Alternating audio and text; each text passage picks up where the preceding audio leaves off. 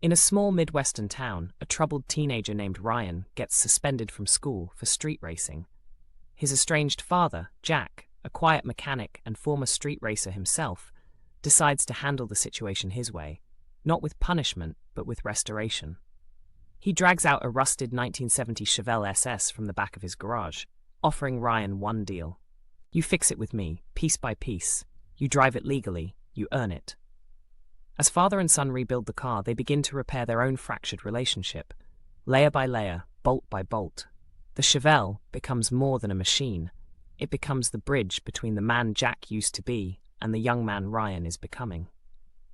Scene. Father and son set rules. No racing until it's done. No shortcuts. Every part has to be cleaned, repaired, or replaced with understanding. Weekly progress. No excuses.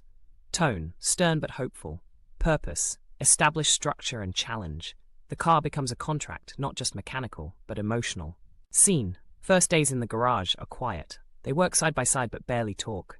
Ryan messes up torque specs on the engine mounts. Jack doesn't yell. He explains calmly. Visuals. Dirty hands, oil stains, rusted bolts, slowly being replaced. Music. Soft, bluesy guitar background. Purpose. Show how working on cars teaches patience, precision, and discipline. Scene. Jack opens up. Tells Ryan about his own street racing days, how he almost lost everything after a bad crash in '93. Ryan listens, really listens, for the first time. They start talking between jobs, sanding the frame, tuning the carb, replacing the pistons. Emotional hook. Jack, this car nearly killed me once. Purpose. This is the turning point. Their relationship starts healing. Scene. One day, Ryan sneaks out to race again using a friend's car. Jack finds out. They have a massive argument. Tools are thrown. Ryan yells, "You can fix cars, Dad, not people." Jack says nothing. He goes back into the garage and continues working alone. Purpose. Realistic moment. Setbacks in healing. Not every bond rebuilds cleanly. Scene. Ryan returns the next day and picks up the ratchet. No words. Just joins his father. They work silently, and Jack hands him the carb adjustment tool. A symbolic acceptance. Subtle emotion. Forgiveness shown through action, not talk. Purpose. Reinforce that love between men, especially father-son, is often expressed through doing, not just words. Scene. The Chevelle is finally done. Fresh black cherry paint, chrome details, engine roaring. Jack lets Ryan take the driver's seat, but sits in the passenger seat the first time. Dialogue. Jack, don't race it. Respect it. I will, and I'll respect the man who taught me how to build it. Cinematic visuals. First smooth ride, shifting gears, open road.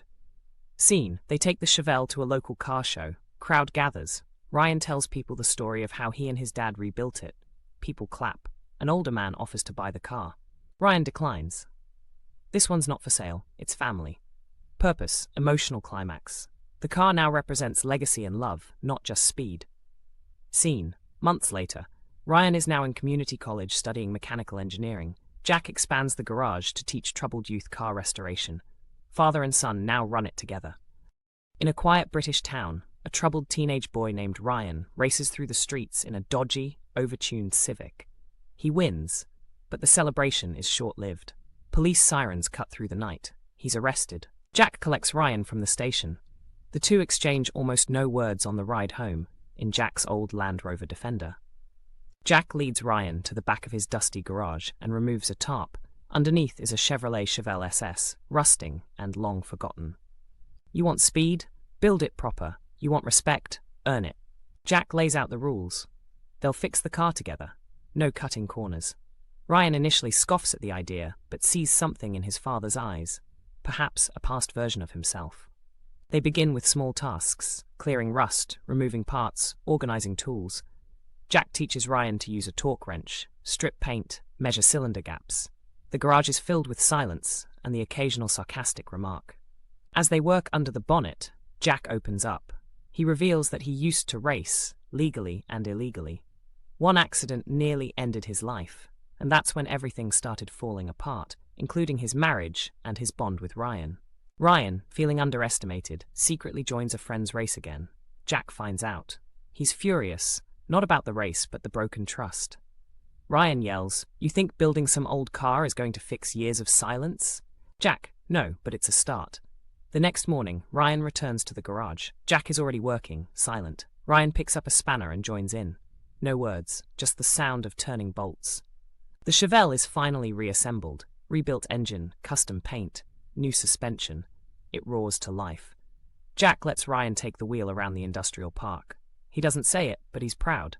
They enter the Chevelle in a local classic car meet. Other enthusiasts admire their work. Ryan answers questions about the build with pride. An older racer offers to buy the car for £35,000. Ryan declines. It's not just a car, it's us. A few months later, Jack and Ryan open a small restoration workshop for classic cars, focused on helping struggling teens learn hands-on skills. Ryan mentors a 14-year-old boy with anger issues, just like he used to be. Final shot, the Chevelle parked outside. Jack and Ryan working side by side in the golden light. Some people say machines don't have hearts, but sometimes they're the only thing that help us find ours again. Jamie gets into a fight at school. He's suspended for 2 weeks. The tension at home with David is thick. They argue constantly, but don't know how to talk to each other anymore. David takes Jamie to an old shed behind their house. Under a thick tarp sits a 1969 Jaguar X J-6, covered in rust and dust. It was his dream project, never finished. David says, "She was meant to be your mum's anniversary present. We just never got to it." David offers Jamie a deal. Fix the Jag with me, 1 hour a day, for 2 weeks. No phones, no distractions, just us, the car, and the tools. Jamie scoffs but agrees, not because he wants to, but because he's curious about the car, and partly guilty about his behavior. The first few days are awkward. Jamie doesn't know a spanner from a socket wrench.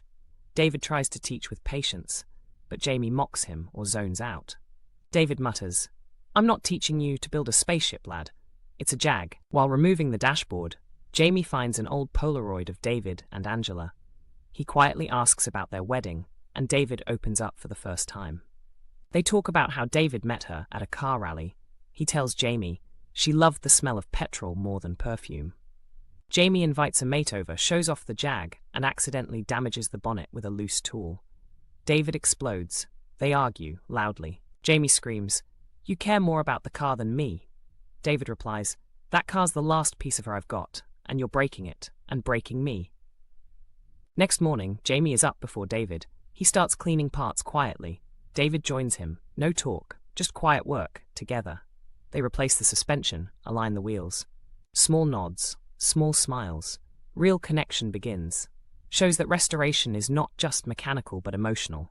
Piece by piece, they are learning each other again. The engine is rebuilt. It's time to start the car. Jamie turns the key. Silence. David smirks. "Didn't prime the fuel pump, genius." They fix it. "Try again." The Jag roars to life. Music swells. Eyes light up. This is a defining moment. The car runs, and so does their bond. They take the Jaguar for its first drive together. Through winding British roads, early morning mist, and gentle countryside. They don't say much, but smiles say everything. Jamie says, "Mum would have loved this, yeah?" David nods. "She's riding with us, lad." Months later. Jamie is now applying for automotive engineering apprenticeships. He helps other kids at school work on engines. David starts restoring another classic, but this time with Jamie leading the project. Final shot. The Jaguar parked outside a small garage named Angela's Garage, Eston 2024. Painted by Jamie. "She gave us the start. The Jag gave us the road. The rest? That's on us."